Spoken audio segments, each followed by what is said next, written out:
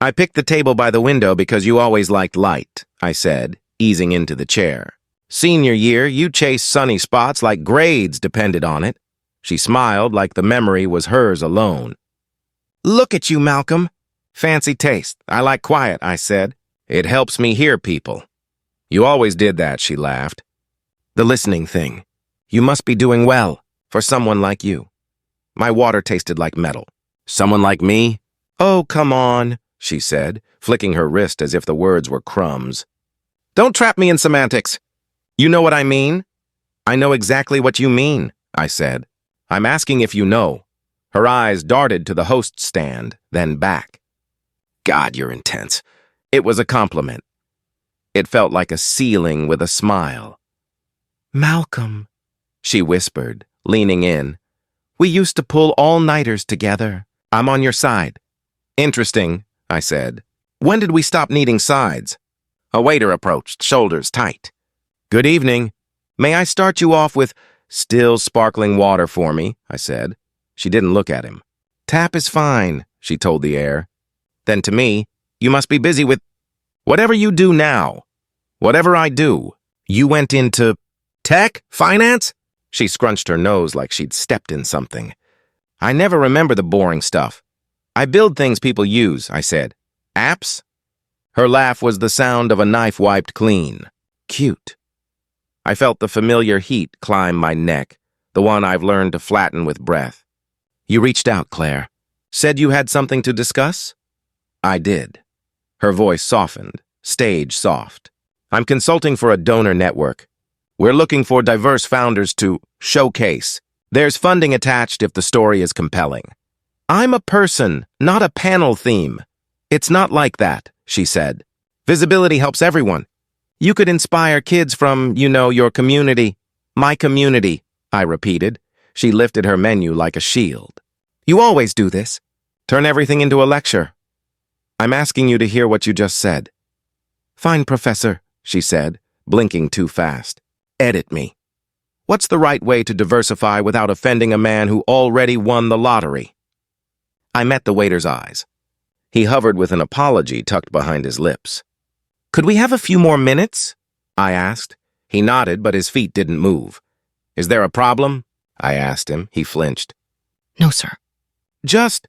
He glanced at Claire. She waved him off, the way people shoo flies. He'll call you when he's ready. He disappeared so fast the air folded in after him.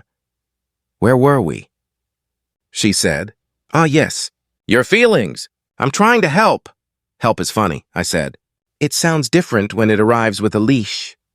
Oh, please, she said. You're doing well for someone like you. That's a compliment and a fact. Why make it ugly?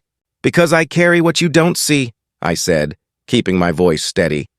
I carry doors that stay half closed until someone else chooses to open them and calls it generosity.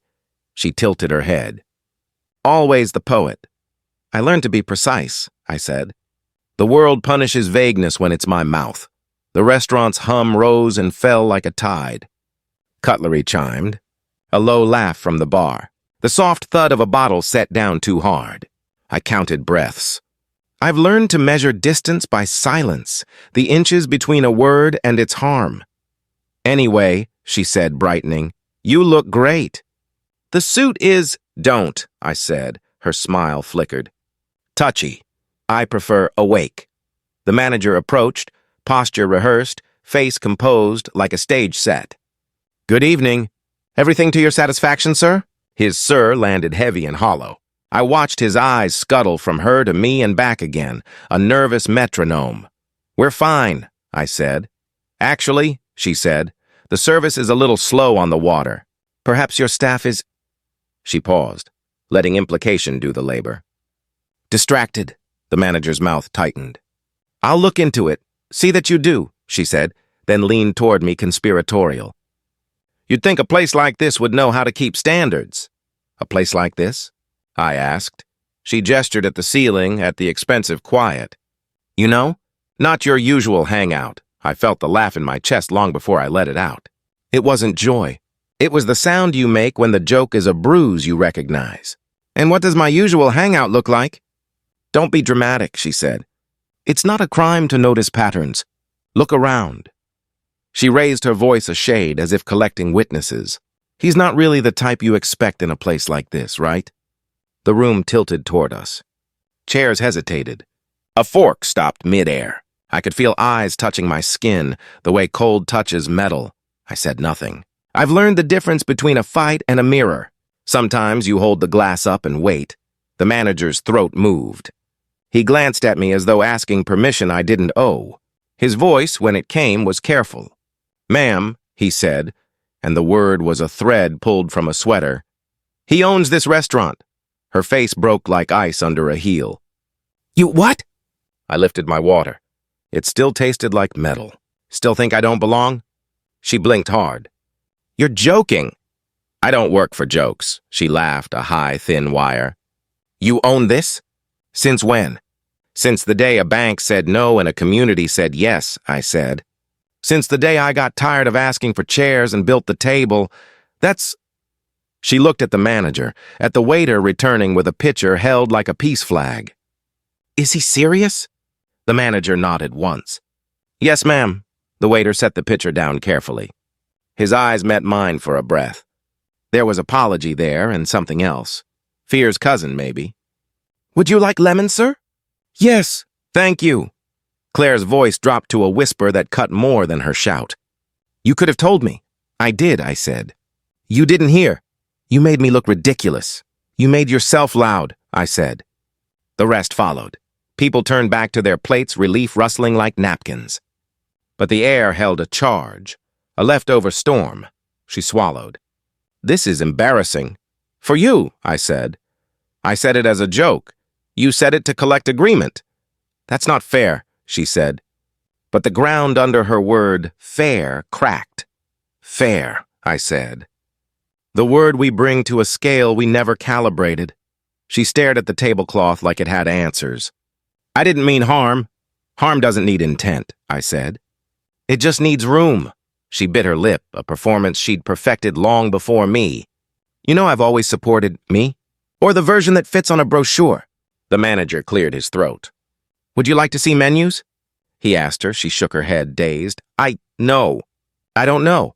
Give us a moment," I told him. He stepped back. The waiter hovered, then retreated, eyes sliding off us like rain off glass. "You invited me?"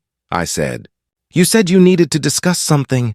She dragged in a breath, fighting for a tone she thought would save her. "The donor network. We wanted to feature you. Your story. We wanted to show that I made it," I said. "So they don't have to change." Her jaw tensed. "You're impossible." "I'm inconvenient," I said. "There's a difference." She pushed her chair half an inch, a small recoil. "Do you want me to apologize?" "I want you to hear yourself. I hear you just fine." "Then say it back," I said. "Say what you really meant." She stared at me, then away, then at the window where our reflections sat like uninvited guests. "I didn't think you belonged here," she whispered. "Thank you," I said. The words were not gratitude. They were a diagnosis. "I didn't mean—" "You meant it exactly," I said. "And now you've heard it too." Her eyes glassed over. "So what now? You humiliate me? You make a scene?" "I don't need a scene," I said, finishing my water. "Some truths echo on their own." She gathered her purse, hands jerking. "I should go. You should learn," I said. "Going is easier," she stood. "Congratulations on your success." "Success didn't change the room," I said. "It just changed the volume." She walked away, leaving the smell of expensive perfume and cheap grace. I watched the space she left behind, the chair angled like a question. The manager returned, softer now. "Are you all right?" "I'm practiced," I said. He nodded, shame flickering across his face. "I should have said it sooner." "Silence is a habit," I said. "So is breaking it," he exhaled. "We'll do better." I looked at the window. My reflection looked back, steady. "We'll see," I said, and the room finally returned to breathing. People whispered before the door even closed behind her. Forks scraped, glass clicked, and laughter tried to cover discomfort. I could feel it, an echo that had nothing to do with humor. I stood. "James," I said to the manager, my voice low. "Office." He hesitated, eyes darting toward the guests. Of course, sir. The walk to the back felt longer than usual. Every step carried a shadow of something I'd felt too many times, the weight of being seen and unseen at once. When the door shut behind us, James finally exhaled. I should have said something, he murmured. You should have, I said, but you didn't. He rubbed his hands together like he was washing them without water. Some customers just make you freeze. You don't want to make it worse. Worse for who? I asked. He swallowed. For everyone. Everyone includes me, I said. He looked down. I know. I leaned against the desk, the wood pressing into my back. Freezing doesn't stop the damage. It just makes it quieter. He nodded. I'm sorry. I really am. When she started talking like that, I thought if I stepped in, she'd complain, make a scene. She made one anyway. He winced. You're right. I let silence sit between us for a moment, watching how he kept fidgeting. You've worked with me 3 years, I said. You know what this place stands for? I do. Then why did it take a white woman's embarrassment for you to remember it? He looked like the question hurt more than the answer could. I don't have one, he said. That was the truth, and it stung more for being honest. A knock at the door interrupted the quiet. The waiter, the young one with the nervous hands, peeked in. Sir? I motioned him in. He stepped inside like he expected the walls to scold him. I wanted to say I'm sorry, he said. His voice cracked like something unpracticed. For what? I asked. His eyes darted toward James. She told me not to bring your water until she ordered. Said it'd look better for service. My jaw tightened. And you listened. He flinched. I did. Why? I didn't think I could say no. She looked like someone who could ruin me. You thought I couldn't? I said. He blinked, caught between guilt and confusion. No, sir. I mean, I didn't think. That's the problem, I said quietly. You didn't think. You just obeyed. His voice shrank. I didn't mean disrespect. I know, I sighed. But disrespect doesn't always need intent. Sometimes it just borrows silence. He looked like he wanted to say something else but couldn't find the right shape for it. James spoke up softly. He's new. He's learning. So am I said. Every day I learn how people measure risk with my dignity on the scale. The boy's lips trembled. I really am sorry, sir. Apologies don't undo it, I said, then paused. But they do mean you saw it. That's the first step. He nodded fast, relief flickering through him. It won't happen again. Make sure it doesn't. When he left, James leaned against the wall. You handled that better than I would have. No, I said. I handled it the way I always have to. He stared at me for a moment. You think we'll ever get past this? Past what? I asked. This cycle. The looks. The hesitations. The way people choose who to protect. I looked at the floor, then back at him. We don't get past it by hoping. We get past it by speaking. He nodded slowly, like he wanted to believe it but didn't know how. I started toward the door, then stopped. James? Yeah? Silence isn't neutral, I said. It sides with whoever's louder. He stood there, still, the truth settling in his shoulders. As I stepped back into the dining room, the laughter had changed. It wasn't echoing anymore. It was hiding. And maybe, for once, that was a start. She caught me just as I stepped outside. Malcolm, wait, she called. I stopped, mostly out of habit, not curiosity. The night air was sharp, the kind that makes honesty sting harder. She hurried up beside me, breath uneven. I didn't mean for it to go that way inside. How else could it have gone? I asked. I don't know, she said, twisting her hands. You embarrassed me. I almost laughed. You did that yourself. Her lips trembled like she was reaching for sympathy she hadn't earned. You could have played along. You know how people take things too seriously these days. People like who? I asked. She blinked. Don't do that. Do what? Make me sound racist when you know I'm not. Then what are you? I'm someone who made a bad joke. God, you act like I burned a cross on the table. The words hit like a slap. Casual, careless, cruel. I didn't move. I just looked at her until she dropped her gaze. You think I haven't heard that before? I said quietly. That I'm too sensitive? That I should take it as a joke? Her tone softened, the kind of softness that hides a blade. I said I'm sorry. No, I said. You said you didn't mean for it to go that way. That's not the same thing. She sighed, voice breaking into a plea. Can't we just move past it? Past what? This, she said, gesturing between us. This awkwardness. Awkwardness is tripping over a word, I said. This is rot. She flinched. You're being cruel. I'm being honest. Her voice rose, small and sharp. Why do you always have to be the victim? That was the moment I realized she wasn't talking to me anymore. She was talking to her guilt. I was about to walk away when a car door slammed across the street. A man's voice cut through the tension. Claire, what the hell are you doing out here? I turned. Ethan, her husband. His posture screamed arrogance, the kind that comes with power and no understanding of its cost. He stalked over, jaw tight. You're still talking to him? Ethan, please. Why? He snapped. He's humiliated you enough for one night. Good to see you again, I said. His eyes narrowed. Do I know you? You should, I said. You were the loan officer who told me I didn't fit your portfolio profile. His face changed. Recognition, then discomfort, then defiance. You remember that? I remember everything that costs me time, I said. And dignity. That was business, he said, brushing it off. Don't make it about race.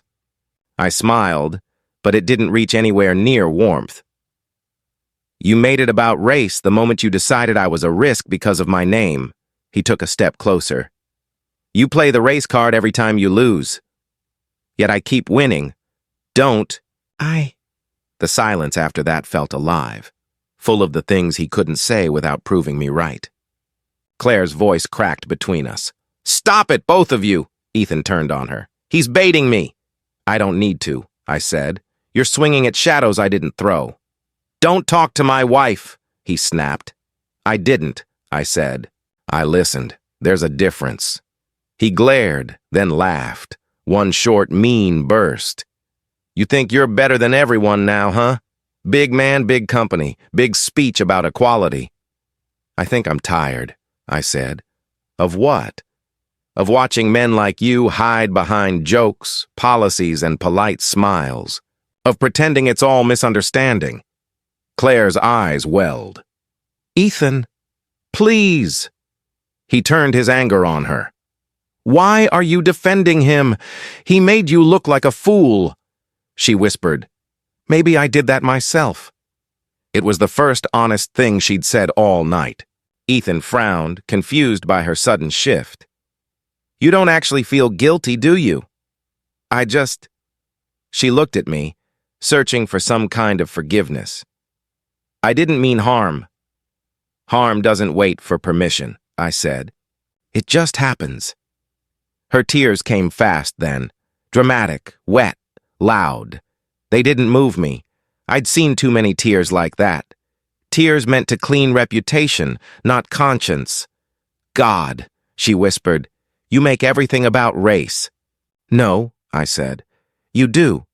I just refuse to pretend it isn't there. She looked lost. You used to be kinder. I used to be quieter. Ethan snorted. You love this, don't you? Being the martyr. Playing the righteous man. I don't play, I said. You mistake composure for performance. He shook his head. You'll twist anything to make yourself look noble. And you'll twist anything to stay innocent. He moved closer, voice dropping. You think you can talk to me like that because you've made money? Because you've got influence now? I think I can talk to you like that because I earned the right to be in the same air as you. And that still offends you. Claire tugged at his sleeve, whispering, Let's just go. He shrugged her off. Not until he apologizes. For what? I asked. For making you look bad, he said. I let out a slow breath. I don't owe either of you comfort. Claire's mascara streaked as she tried again. Malcolm, please. I'm sorry, I said the wrong thing. You said exactly what you meant, I told her. You just didn't expect to be heard. She bit her lip, eyes down. Ethan muttered, This is ridiculous. I took a step back, the night air cutting cooler now. You two taught me something today, Ethan scoffed. Oh yeah? What's that? That people can smile and still spit venom, I said, and somehow convince themselves they're the ones bleeding. He opened his mouth, but I was already walking away. The sound of their argument faded behind me, her crying, him cursing, both of them drowning in their own noise. I didn't turn back. I'd already learned what silence costs. The boardroom smelled like coffee and fear.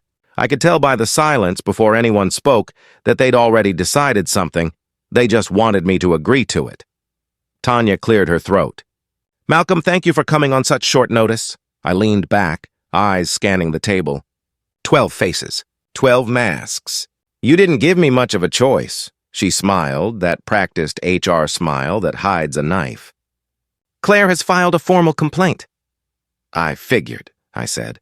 She claims you humiliated her publicly, Tanya continued, reading from a sheet like it wasn't absurd. Says she felt unsafe, targeted, and diminished. Unsafe, I repeated. At a restaurant I own, a few of them shifted in their seats. One of the board members, Davis, coughed into his hand. Look, Malcolm, nobody's accusing you of anything serious. We just need to manage the optics. The optics, I said. You mean the fact that she got caught saying what she actually thinks? That's not how we're framing it, Tanya said quickly. We're trying to de-escalate. De-escalate what? I asked. The truth? Her eyes flicked to the others. Please, Malcolm. Don't make this harder, I laughed quietly. You want easy? Not right. Tanya sighed, and I could see the weight of politics dragging her words down. We just have to be careful. Claire's family has influence and mine doesn't. You know how these things go, she said. Yeah, I said. I've known for a long time. There was a rustle of papers. Another board member, Lewis, spoke up. No one's questioning your integrity. We just want to ensure fairness. Fairness, I said. That's the word we use when we mean surrender. A long pause. The kind of pause that feels like everyone's waiting for someone else to clean up the blood. Tanya tried again. Claire's request is simple. She wants a formal apology. Something public, acknowledging that your words hurt her. Did they? I asked. Or did they just expose her? Malcolm. If I'd been white, I said quietly. Would this be an apology or a celebration? The air froze. No one moved. I could hear the AC hum. I could hear my heartbeat. Finally, someone muttered near the end of the table. We just want to avoid bad press. I turned to him. Then stop manufacturing it, his face reddened. That's not fair. Neither is what you're doing, I said. But fairness doesn't seem to be your specialty. Tanya's phone buzzed, breaking the tension. She glanced at the screen. She's joining the call. A chime sounded, then her voice filled the room, thin, tremulous, performative. Hello? Can you all hear me? Yes, Claire, Tanya said. We can hear you. Good, she said, a fragile tremor in her tone. This isn't easy for me. I've been shaken since the incident. I felt something twist in me, not anger, not surprise, recognition. I'd seen this performance before. The trembling voice, the helpless act. It was survival disguised as pain. She continued, He made me feel unsafe, humiliated. I just wanted to have a civil conversation, and he— I what? I asked. You spoke to me like I was beneath you. I almost smiled. You felt unsafe being seen as small. Silence. The kind that doesn't end quickly. The kind that tastes like guilt. Tanya shifted uncomfortably. Let's try to keep this constructive, Claire sniffled. I just don't understand why he hates me. I don't hate you, I said. I see you. And that's enough to scare you. Don't twist my words, she snapped, the fragile tone slipping. I don't have to. They twist themselves. Malcolm, Tanya tried to cut in, but Claire kept going. You think you're better than everyone else now. You've always had a chip on your shoulder about race, about privilege, about honesty, I interrupted. That's the word you're reaching for. Her breath hitched. You humiliated me. I reflected you, I said. Don't blame the mirror for what it shows. The line hung in the air like smoke. No one dared to breathe. Then Tanya's voice, calm but trembling. I think we've heard enough. She ended the call before Claire could respond. The speakerphone went dead with a soft click that felt like mercy. For a moment, the room stayed quiet. Then Tanya whispered, She just buried herself. I didn't reply. I didn't need to. They all looked at me like I was holding a weapon when all I had was truth. Tanya finally spoke again. Malcolm, what do you want to do? I stood slowly, gathering my notes I hadn't used. Nothing, I said. The truth doesn't need defending. Lewis leaned forward. You're not going to make a statement? I already did, I said, looking at each of them. You just weren't listening. I turned toward the door. My hand was steady. My chest was not.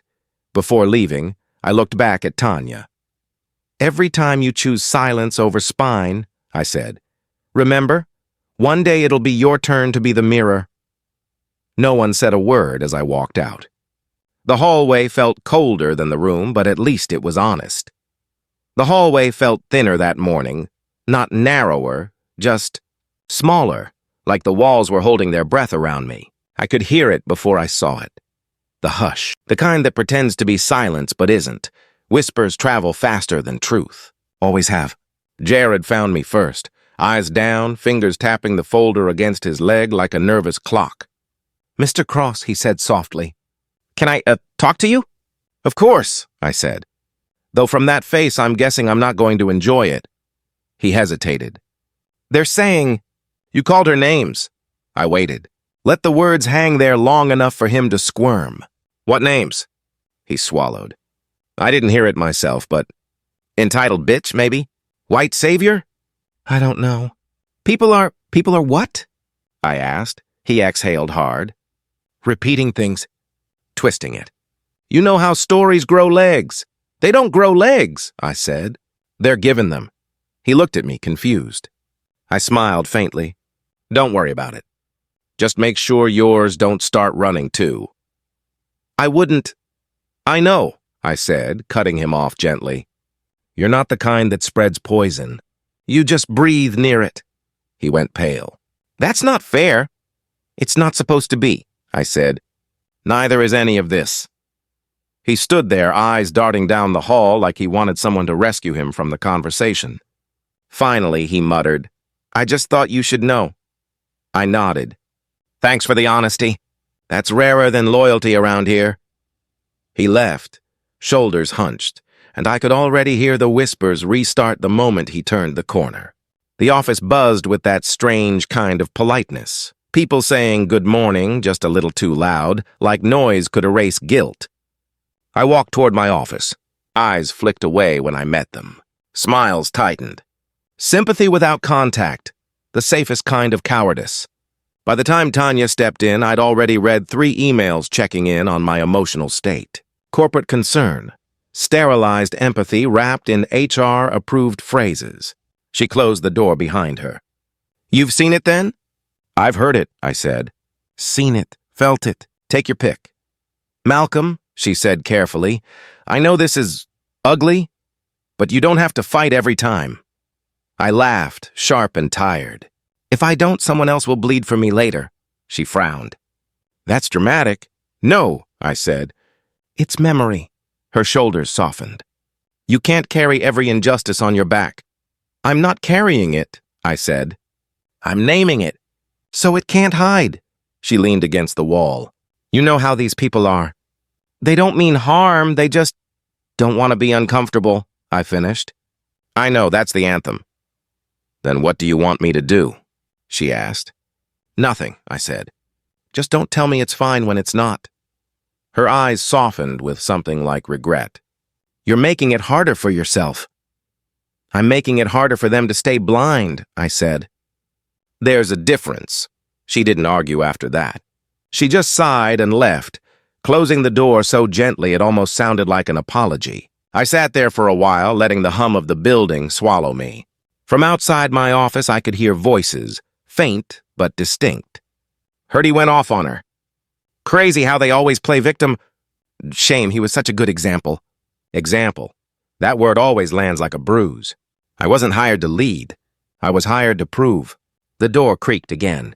It was the waiter from the restaurant. I hadn't expected him.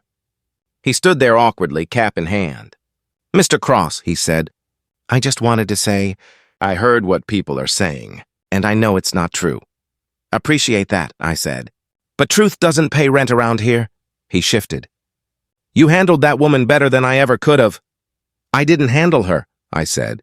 I just stopped giving her space to handle me. He smiled a little, uncertain if he should. Still, you made a point. Maybe, I said. But points fade. People remember gossip longer than integrity. He nodded slowly. Still, thank you. When he left, the hallway fell quiet again. But I could feel the noise building just beneath it, the invisible hum of judgment, circling like flies over a wound they refused to name. I opened my notebook, the same one I've used since I started this company. The first page had words from my father. Write down the ones who speak. And the ones who don't, I began writing. Not in anger, but in clarity. Jared, Tanya, the waiter. Names of those who hesitated, those who spoke, those who didn't. I don't keep lists for revenge. I keep them for memory. Because silence doesn't stay still. It spreads. And I needed to remember who helped it grow. When I finally closed the notebook, the building felt colder. I wasn't sure if it was the air conditioning or the truth doing its work. The courtroom smelled like polished wood and performance. I could feel the weight of every eye in the room before I even sat down. Reporters lined the back row, pens poised like knives dressed in manners. Claire sat across from me. Pale, deliberate, wrapped in fragility she wore like perfume. Her lawyer stood first, his suit as loud as his voice. Ladies and gentlemen, my client was humiliated publicly by a man who used his influence to intimidate and degrade her. We are here because no one should be made to feel small for speaking up. Small. That word again. Always the anthem of the comfortable. My lawyer, Reed, didn't flinch. He never did. He leaned toward me and whispered, "Let him build his tower. We'll take out the foundation," I nodded. My palms were dry, not because I wasn't nervous, but because I'd already lived this moment 100 times in smaller rooms, unrecorded. Claire's lawyer gestured toward me. My client merely expressed discomfort, and in response, Mr. Cross chose to mock and expose her. He called her out in a public place, in front of strangers. I wanted to laugh, but it wasn't funny. Exposed her, he said, as if truth were a weapon instead of a mirror. Reed stood. Your Honor, may I? The judge, a middle-aged man with eyes that looked like they'd seen too much theater, nodded. Proceed. Reed walked slowly, voice calm but sharp. Mrs. Crawford, did Mr. Cross ever touch you? No, she said quickly. Did he threaten you? No. Did he raise his voice? She hesitated. No, but what? She shifted, glancing at the jury, trying to find sympathy in the spaces between words. He looked at me, like I was beneath him. The room went still. Even the hum of the ceiling fan seemed to wait. Reed smiled faintly. So, to confirm, you felt threatened? By a look? Her lawyer shot up. Objection. Sustained, the judge said. Rephrase, Mr. Reed. Reed nodded. Mrs. Crawford, can you describe what made you feel unsafe? Claire's voice trembled, perfectly rehearsed. It wasn't what he said. It was the way he said it. The power in his tone. Like he was above me. Like he enjoyed making me small. I could taste iron behind my teeth. I stood before Reed could stop me. May I respond, Your Honor? The judge looked at me. Briefly. I turned to her, not the room. I looked at you the way you looked at me, I said softly. That's all. Something shifted then. The space between us, the air that had been her stage, cracked open. She blinked, once, twice, as if the line didn't fit into her script. Her lawyer stepped in fast. Mr. Cross is clearly trying to intimidate my client again. Reed spoke before the judge could. He's stating a fact. The judge's gaze flicked between us. Let's move on. But it wasn't moving. Everyone felt it, the truth crawling up their spines. Her lawyer regrouped. Mr. Cross, do you deny mocking her? I deny performing for her, I said. I told the truth in a room where she expected applause. You embarrassed her. No, I said. She embarrassed herself. I just refused to clean it up. He scowled. You're enjoying this, aren't you? Enjoyment isn't the word. Recognition, maybe. I've seen this scene too many times.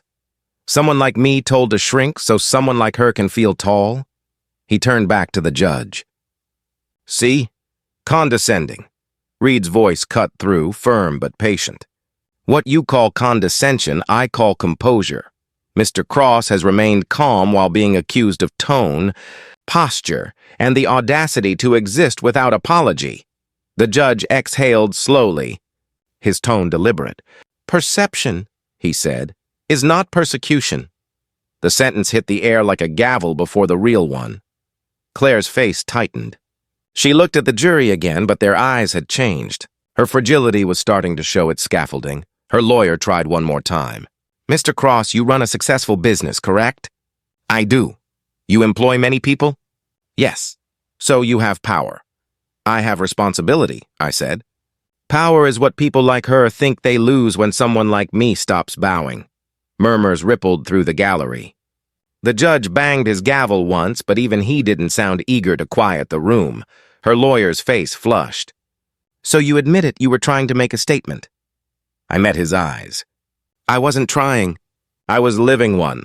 He opened his mouth, but I kept going, voice steady now. You mistake equality for aggression because you've never been challenged. You call it intimidation when I don't flinch. You call it arrogance when I look you in the eye. All I did was stand where I belonged, and that scared you more than shouting ever could. Silence spread, thick and electric. I could feel the truth settling, heavy and irreversible. The judge leaned forward, studying me. For a moment, I thought he'd scold me for speaking too long, but he didn't. He just nodded once, slow, deliberate. Thank you, Mr. Cross, he said. When the gavel finally fell, it wasn't just the sound of order being restored. It was something ending, or beginning. As I turned toward the door, I heard someone in the gallery whisper. He didn't raise his voice once. Applause followed. Quiet, hesitant, but real. Outside, the reporters swarmed like gnats, shouting questions. I didn't answer any of them. I just kept walking, my steps calm, my reflection in the courthouse glass looking back at me. The same face, the same eyes, but for the first time, unmasked. Her voice reached me before her face did. Strained, frantic, breaking through the static of a dozen news clips. I'd seen the headlines that morning. Leaked audio reveals racial remarks from Claire Crawford. I didn't need to listen. I already knew the tone. The same tone she'd used at that restaurant, dipped in entitlement, glazed with innocence. But I heard the recording anyway. I heard her laugh about me. He thinks owning a restaurant makes him someone. They always overcompensate. They. Always. The words stayed in my ears long after the clip ended. The television played the aftermath in fragments. Reporters, old friends, strangers all weighing in. But the camera loved her most. It caught every crack in her voice, every trembling hand as she tried to save herself. They twisted my words. She screamed, clutching her husband's arm outside their house. He didn't flinch. You said them, Claire.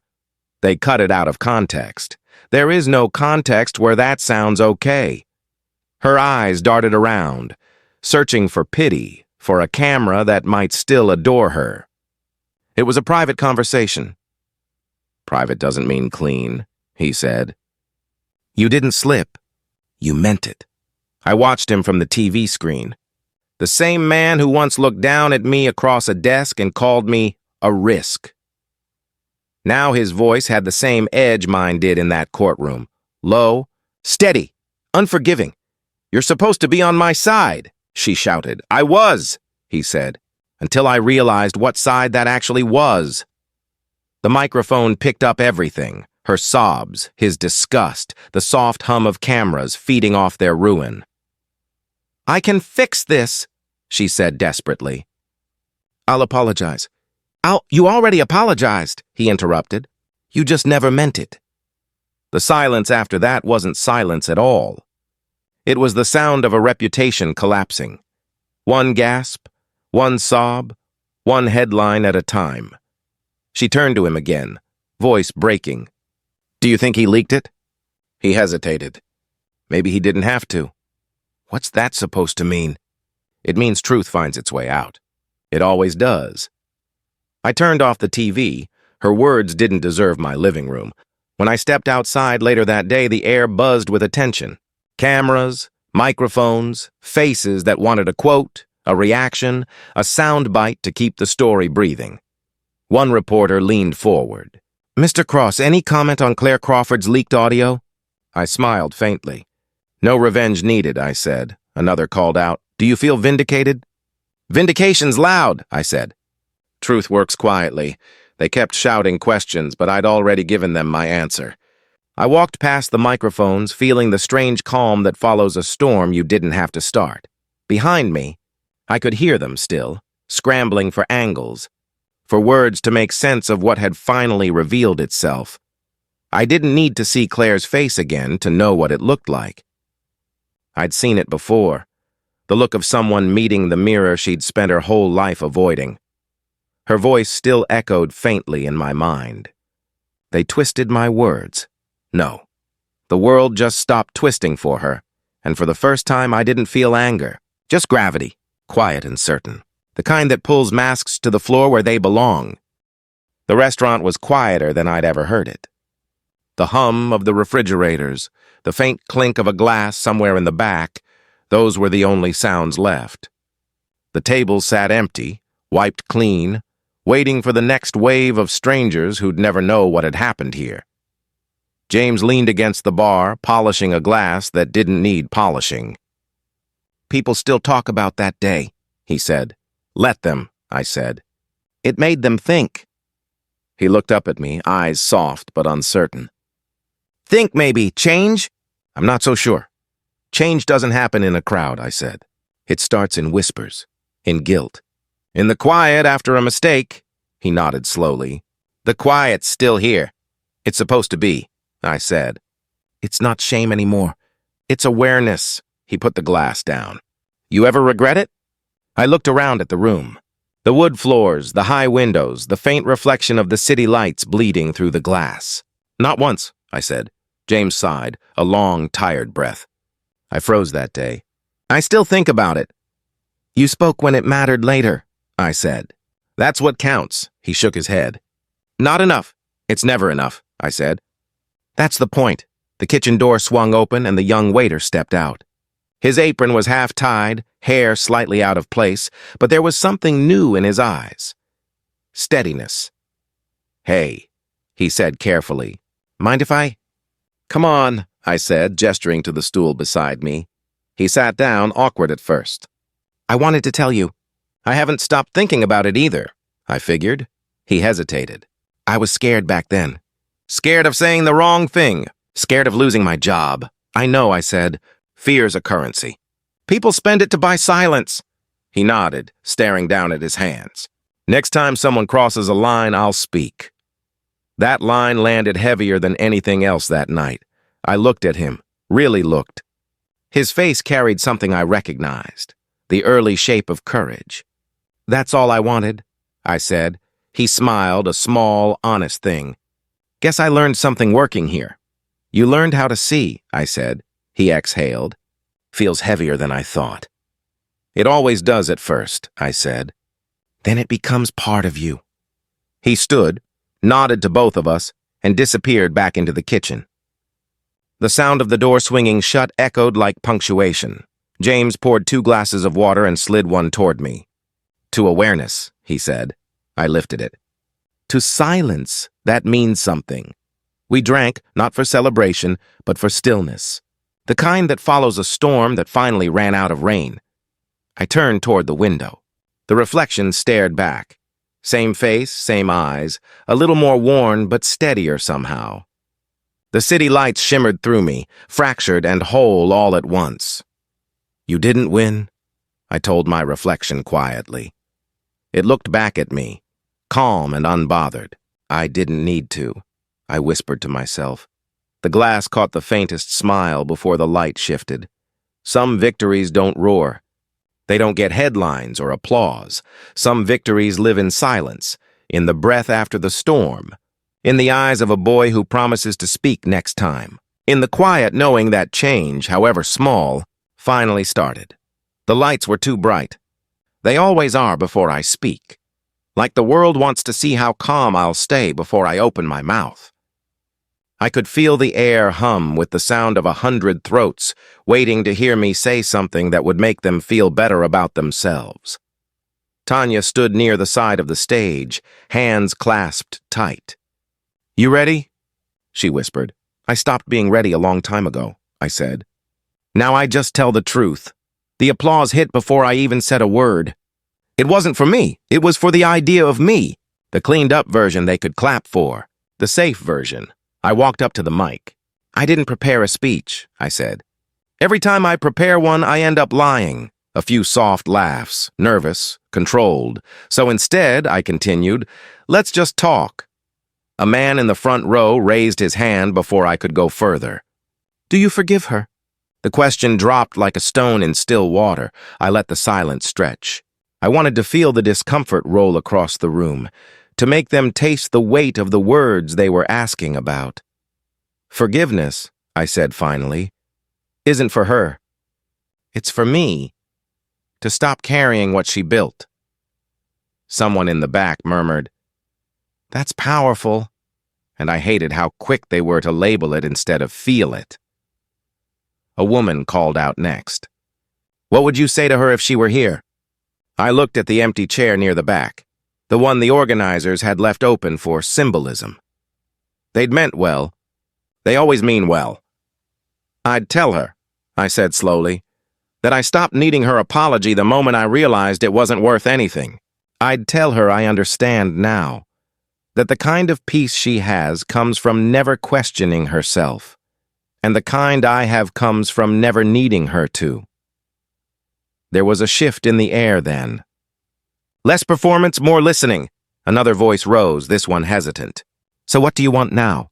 After everything?" I smiled, not out of joy, but clarity. "Conversation," I said. "Real, uncomfortable human conversation. The kind that burns a little. The kind that makes us earn our peace." Someone near the front frowned. "That's not easy." "It's not supposed to be," I said. "Easy never changed anything. Easy just repackages guilt and sells it as progress." A man to my right asked, "Do you think people can really change?" "I think people can choose to," I said. "But most don't. They prefer the illusion of being good over the work of being better." The room went quiet again. I let it stay that way for a moment. I wanted them to feel the silence, not rush to fix it. "You know what I've learned?" I said finally. "That truth doesn't need applause. It just needs space. We can talk policy, diversity, inclusion, all those pretty words that keep people comfortable. But until we talk honestly, nothing moves." A woman near the aisle lifted her phone. "Can I quote that?" I smiled faintly. "You can live it instead." That one got a few murmurs. The kind people make when they're unsure whether to clap or reflect. I preferred the reflection. "I didn't come here to inspire you," I said. "I came here to remind you." That silence is also a language. That indifference is a kind of participation. And that being not racist isn't the finish line. It's the bare minimum of decency. A few heads nodded. Some eyes dropped. I watched it all. The guilt, the discomfort, the quiet courage in a few faces who actually got it. I took a breath. "The world doesn't change because we make speeches," I said. "It changes when someone in a room like this decides they've heard enough to start speaking differently tomorrow." Then I stopped. No crescendo. No rehearsed final line. Just the truth. suspended in the silence between us. The applause came slow, then heavy. The kind that feels more like release than celebration. When I stepped off the stage, Tanya met me in the wings. Her eyes glistened, though she tried to hide it. "You made them listen," she whispered. I shook my head. "No," I said. "I made them speak." She stared at me for a moment. That mix of pride and pain people wear when they know they've witnessed something but can't quite name it. As I walked past the crowd, I could hear snippets of their voices, fragments of truth trying to form. I never thought of it like that. Maybe we should... It's not about guilt. It's about... And I smiled to myself. Not because I'd changed them, but because they were finally changing the air between them. The kind of air I'd been breathing alone for far too long. The envelope had no return address, but I knew the handwriting. Small, deliberate, the kind that tried too hard to look calm. I turned it over in my hands for a long time before opening it. Inside, one sheet of paper. No perfume this time. No performance. Just ink, shaky in places, heavy in others. I see now what I refused to see before. That was the first line. I read it again. Then again. The words tried to sound brave, but I could hear the fear behind them. Guilt always trembles when it tries to speak truth. You were right. About everything. About how I used my comfort as a shield. About how I spoke in kindness but acted in superiority. I told myself I meant well. Maybe that was the lie that hurt most of all. My chest tightened. Not with anger, not anymore, but something quieter. Something like fatigue wearing a disguise of peace. I read on. I thought you were angry because of me, but now I think you were angry because of what I represented. I understand now. At least I hope I do. I said it out loud before I could stop myself. It's not seeing that matters, Claire. It's changing. The words echoed in the empty room. Soft, but they hit like confession. Her letter went on, sentences tripping over each other. I don't expect forgiveness. I just wanted you to know I hear you now. I finally hear you. I set it down on the table. My hands felt steady, but my pulse didn't. I didn't know what I felt. Maybe nothing, maybe everything at once. I wanted to believe her. I also didn't need to anymore. The clock ticked in the corner. I could almost hear her voice in the gaps between the ticks, nervous, apologetic, trying to soften what couldn't be softened. I hear you now, she'd written. But hearing isn't the same as listening. I walked to the kitchen, letter still in hand. The flame from the stove hissed to life, blue and precise. I held the paper over it until the edge curled, the ink turning into smoke, then into nothing. I watched it crumble, slow, reluctant, inevitable. Some memories deserve a quiet death. When it was gone, I stood there for a while. The faint smell of paper and ash lingered. Not bitter, not sweet, just clean. Some fires cleanse without smoke. I looked at the empty space where her words had been. For the first time, I didn't feel the weight of her voice, or the echo of her silence. I said it softly, almost to myself. For the first time, I whispered, her silence doesn't hurt me.